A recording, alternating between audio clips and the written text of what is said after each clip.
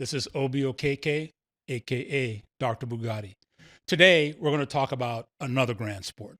I know on the first episode, we talked about a 2012 Grand Sport, which Ed Bolian from VinWiki owns currently, which was owned by Floyd Mayweather, and my experience with that.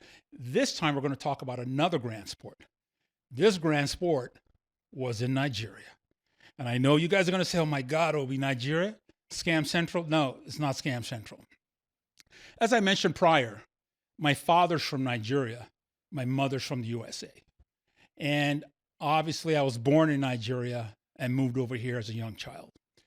So with that being said, a few years ago, I got a call. I got a call from a Nigerian guy in Nigeria that said that there's a Bugatti Grand Sport in Nigeria and it's for sale. Am I interested in making a deal? The first thing that happened, I said, you know what? I don't know if it's true.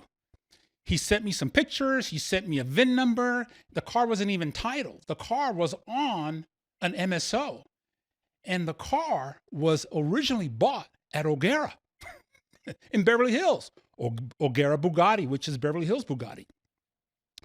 So I was obviously very, very skeptical. I said, you know what? You've got to take that Bugatti that is in Nigeria and fly it to London. Once it gets to London, then talk to me. 2 weeks go by. He calls me from London. He says, Obi, the car's in London. I said, well, where is it? It's at the Bugatti dealership in London. I said, great. Are they servicing the car and are they changing the tires? He goes, yes. They're going to do a full service and they're going to change the tires. I said, when that is all done, call me. Another few weeks go by. He says, Obi, the tires are changed and the car's been serviced. I said, send me the invoice, the repair order, and I want to speak to the Bugatti technician. I don't want to talk to you. I want to speak to the Bugatti technician. So the Bugatti technician called me on WhatsApp. We had a chat, I talked about the car. He said that there was an issue with the wiring harness, that a rodent was chewing the wiring harness. So he changed the wiring harness in addition to the servicing and the tires. However, the car is in immaculate condition. The car had just over 400 miles on it.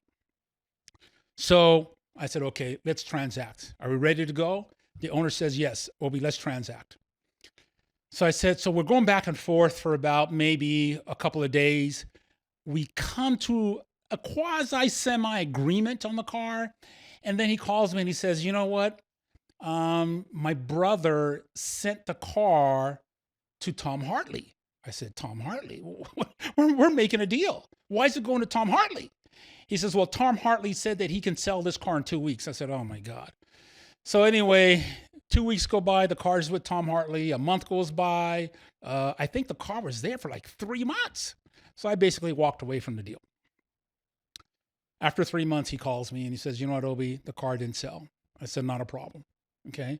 So now we're starting to renegotiate. We start renegotiating this deal. We make a deal. When we make a deal, I had him take the car to London Heathrow Airport. We did the transaction, the money exchanged, ownership exchanged, and then the car was loaded on an aircraft carrier and it flew from London. And when it flew from London, it went over to Amsterdam, air cargo. From Amsterdam, it left Amsterdam, and then it went from Amsterdam to Los Angeles International Airport. When the car arrived at Los Angeles International Airport, I was at the airport, watched the plane land. It was a KLM, a cargo plane, Boeing 747. And usually when a car lands, if it's not on a ship, if it's going through customs at an airport, they want those cars out of there like really quick because they're very limited on space. So after the car lands in Los Angeles, it is then trucked to the guy that I had sold it to in Costa Mesa. The car gets to Costa Mesa. I inspect the car. And mind you, transacting on a car like this and that expensive, sight unseen, there are ways to do that. You can implement and put things in place to make sure that you're protected. And how I did that is I created a list. I created a checklist. And when I created a checklist, I also hired a guy in London Okay, I had his driver's license that was going to check out the car. The individual was going to check out the car, his driver's license, and I also required a copy of his passport. And then I emailed him a checklist. So when the car is in London and we're ready to transact, so meaning the new owner relinquishes ownership of the car, and then we release the money to the new owner, I hired a guy to handle that for me. And when he was handling that for me, I was doing it on FaceTime. And that's how I transacted on that deal. Bottom line, the car arrives in Los Angeles, shipped to Costa Mesa. I inspect the car. I pull it into the garage. The new owner takes possession of it, and everyone's happy. So what happens in these transactions, what happens in these very, very, I call them big transactions, because basically you're transacting on houses. These cars that are costing $2 million or $3 million, it's like a house that you can drive around. So you have to be very, very careful on how you handle these transactions to make sure that the buyer gets possession of the car in excellent condition, or in the proper condition, or in the condition as described. And you have to make sure that the seller gets his money. One of the things that I do is that a lot of times, if it's a transaction that's somewhat difficult, I will usually hire a lawyer. I will hire a lawyer to handle this transaction and to handle the escrow, because that's probably the safest way. A lot of people feel that if they're dealing with a non-franchise dealer, sometimes the dealer may run away with the money.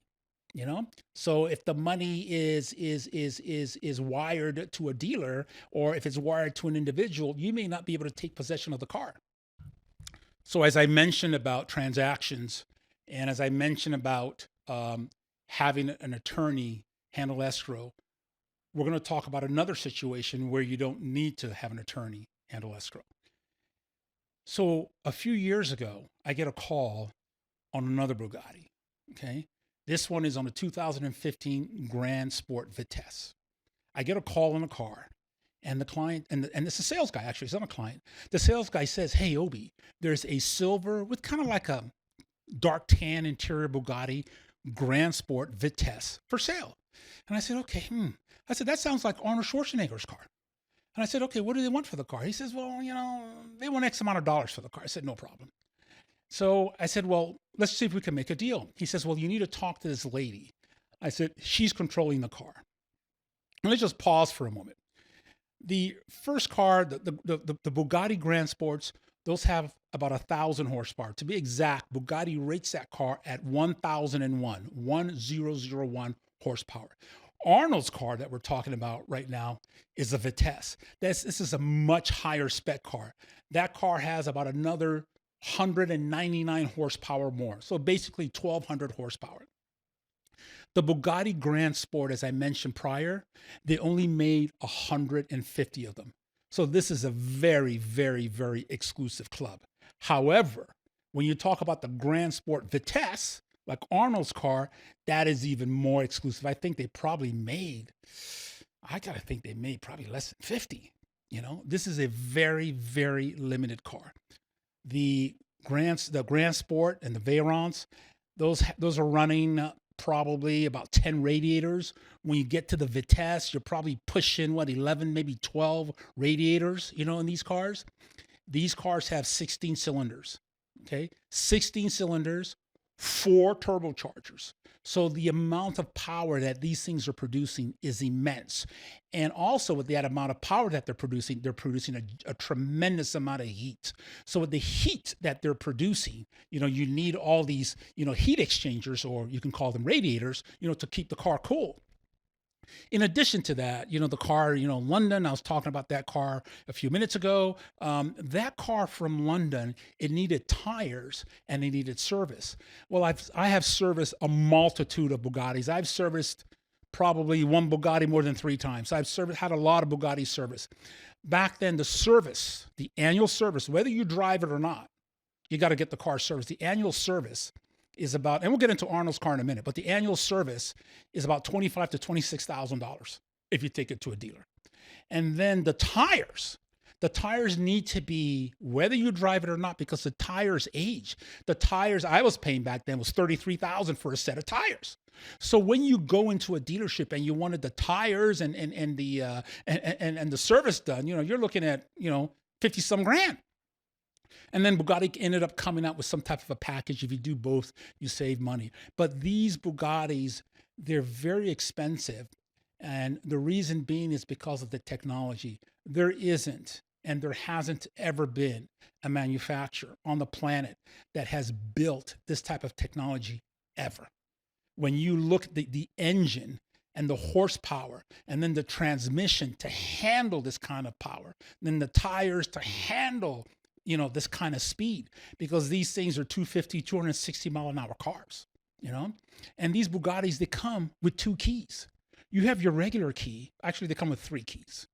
You have your regular key that you put in the ignition, and that's going to take you up, I think, to about roughly 200 miles an hour. I'm not sure, so don't quote me on that because I got a lot in my brain right now, okay? Then you have an additional key called your speed key. So when you're sitting in your seat of this Bugatti, the speed key goes on the side of your seat, and you activate all the top end that this car can possibly muster. Okay. Then you have your additional key, which is like a second key for your main key. So let's get back to Arnold's Bugatti. Arnold's Bugatti, this car is a very, very special car, or any car. When I say any car, any Vitesse. This is a 2015 Bugatti Grand Sport Vitesse.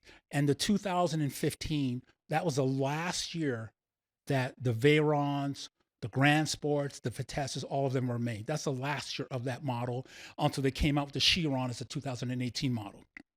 So let's get back to the story. So then I get a call, as I mentioned to you, and then so we're going back and forth with the numbers. When we're going back and forth with the numbers, the car ended up on consignment at a dealership. So this dealer that had it, I knew the sales manager, and I called him and I said, hey, listen, can we make a deal on this car? This is where I'm at price-wise. And the reason I'm talking about this because I talked about prior, transacting and protecting the buyer and seller, with escrow. In this case, this is a franchise dealer that I'm talking to. They're a Bugatti dealer. They're a McLaren dealer. They're a Rolls-Royce dealer. They are an Aston Martin dealer, and they are a Bentley dealer. So obviously a very, very highly reputable dealer. We're going back and forth on the car. I give him an offer. He declines my offer. I increase my offer. This is on Arnold's car. I increase my offer on Arnold's car. Oh, let me see. I think I increased it probably by, I want to say about another $300,000 or $400,000. He declines my offer. And this sales manager, I know him. We have a friendly relationship. We do butt heads, but I think we do both care for each other and we like each other. But, it's business, right? It's business. He wants more money and I'm not able to give him more money. So the car sits there for 3 months. They haven't sold the car. So I called a friend of mine. His name is Andy Cohen. May he rest in peace. Very dear friend of mine. A lot of people in the car community know Andy. They knew him before he passed away. I said, hey, Andy, can you get to Arnold Schwarzenegger? I want to make him an offer on his Bugatti that is at a dealership on consignment. Arnold got back to me. He says, yes, Obi. I said, Arnold knows me. I sold Arnold his first Ferrari. Okay? I sold Arnold his first Ferrari. When I was at another dealership, I get a call on my cell phone. Obi, this is Arnold Schwarzenegger. I said, how'd you get my number? Obi, this is Arnold Schwarzenegger. I said, how'd you get my number? And the reason for that, because this dealership I was working at prior, I was getting 150 phone calls a day, and I sold him a Ferrari. So I told Andy, Arnold will remember me. You mentioned my name, Obi. He will remember me because I sold him his first Ferrari. I gave him an offer, and Arnold took the offer. And when Arnold took the offer, he, I guess, contacted the dealership, and obviously they were not happy. And, some nasty words were exchanged. But, at the end of the day, business is business, and we all try our best to get these deals done. So with them, back to the transaction, with them being a reputable dealer, probably this is a tier 1 AAA dealer, in the United States of America, it is okay to wire them all the money. You can wire them all the money. So one of the transactions, this is another transactions. When it comes to transactions, there are those that you just want to be a little bit careful about, and there are those that it's okay to wire them the money. A lot of times when you wire money to a franchise dealer, always remember you are protected by the manufacturer. For example, if you wire, $2 million or $5 million to a Ferrari dealership, you can be sure that a Ferrari dealership or a Bugatti dealership will never, go sideways on the deal or run away with your money, because they have to report. They're beholden to the manufacturer, which is a multi-billion-dollar corporation. So the bottom line is that we wired the money to the dealership. The dealership got the money. I had the car picked up, delivered to the buyer. Arnold was happy. Arnold said he would take care of the dealership for trying to help them out for the past 3 months. So that kind of smoothed things over a little bit. So they were happy. And obviously the buyer was happy. So when it comes to these transactions, you have to do your due diligence, and you have to make sure that you are speaking with reputable individuals that are speaking facts to you. You will never make a deal if you're talking to a broker that doesn't really know the facts, that's talking to another broker, that's talking to another broker. You'll never make a deal. You have to be able to speak to people that are speaking facts. Without the facts, the deal would never happen.